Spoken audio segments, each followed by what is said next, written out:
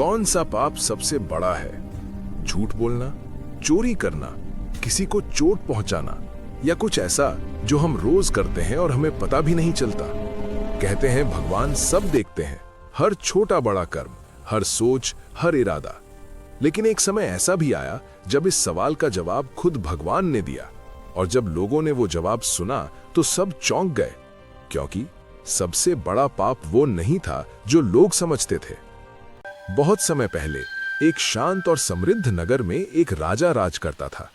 राजा न्यायप्रिय था और हमेशा धर्म के रास्ते पर चलता था। लेकिन उसके मन में एक सवाल हमेशा घूमता रहता था, आखिर सबसे बड़ा पाप कौन सा है?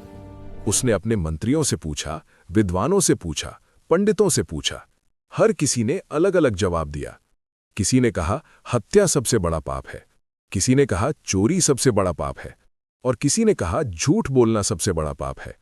लेकिन राजा को कोई जवाब संतुष्ट नहीं कर पाया। एक दिन राजा ने तय किया कि वो इस सवाल का जवाब खुद भगवान से पूछेगा। वो अपना राजपाट छोड़कर जंगल की ओर निकल पड़ा। कई दिनों तक भटकने के बाद उसे एक आश्रम दिखाई दिया। वहां एक वृद्ध साधु ध्यान में लीन बैठे थे।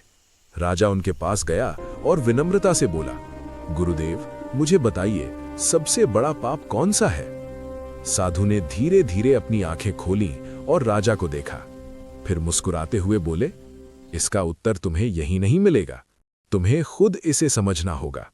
राजा हैरान हुआ, कैसे? साधु ने कहा, कल सुबह तुम इस रास्ते से गुजरना, तुम्हें तुम्हारा जवाब मिल जाएगा। अगली सुबह राजा उस रास्ते पर चल पड़ा। थोड़ी दूर जाने पर उसे एक बूढ़ा आदमी दिखा। वो बहुत कमजोर था और भारी लकड़ी का गट्ठर उठाने की कोशिश कर रहा था। उसने राजा से मदद मांगी, बेटा जरा मदद कर दो। राजा ने सोचा, मैं राजा हूं, मैं ये काम कैसे कर सकता हूं? और वो बिना मदद किए आगे बढ़ गया। थोड़ी दूर आगे उसे एक व्यापारी मिला। वो एक गरीब आदमी को धोखा दे रहा था। राजा ने सब देखा, लेकिन सोचा, ये मेरा काम नहीं है, और वो चुपचाप आगे बढ़ गया। फिर उसे एक घायल व्यक्ति मिला। वो दर्द से तड़प रहा था और मदद के लिए पुकार रहा था। लेकिन राजा ने फिर वही किया, नजरें फेर ली और आगे बढ़ गया। शाम को राजा वापस आश्रम पहुंचा। साधु उसका इंतजार कर रहे थे। राजा ने कहा, मैंने पूरे दिन देखा, लेकिन मुझे मेरे सवाल का जवाब नहीं मिला। साधु ने गहरी सांस ली और बोले, तुम्हें जवाब मिल चुका है। राजा चौंक गया। कहां? साधु बोले, जब तुमने उस बूढ़े की मदद नहीं की, जब तुमने उस व्यापारी को गरीब को धोखा देते देखा, और जब तुमने घायल व्यक्ति को नजरअंदाज किया, वहीं तुम्हें तुम्हारा जवाब मिल गया। राजा समझ नहीं पाया। मैं समझा नहीं। तभी साधु का रूप बदलने लगा।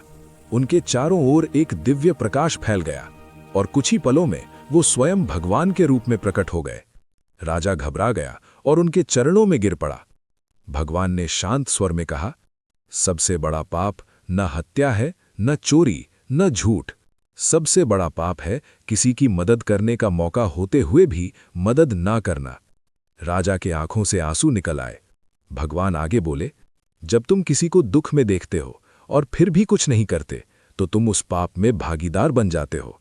जो गलत कर रहा है वो तो पापी है ही, लेकिन जो उसे रोक सकता है और फिर भी चुप रहता है, वो उससे भी बड़ा पाप करता है।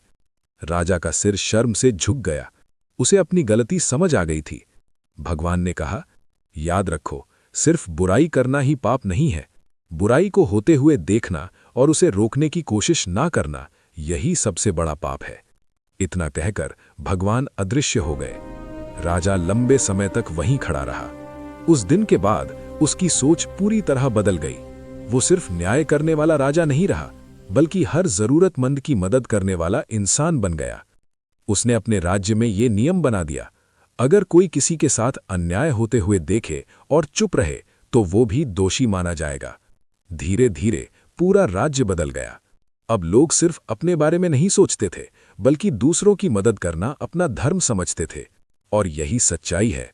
सबसे बड़ा पाप वो नहीं जो आप करते हैं, सबसे बड़ा पाप वो है जो आप रोक सकते थे, लेकिन आपने रोका नहीं।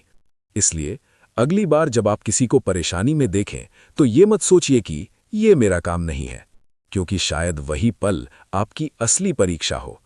और याद रखो, भगवान हर जगह है। वो सिर्फ मंदिरों में नहीं, बल्कि हर उस इंसान में है जिसे आपकी मदद की जरूरत है। अगर आपने उस समय मदद कर दी तो समझिए आपने भगवान को पा लिया, और अगर आपने मुंह मोड़ लिया तो शायद आप सबसे बड़ा पाप कर रहे हैं।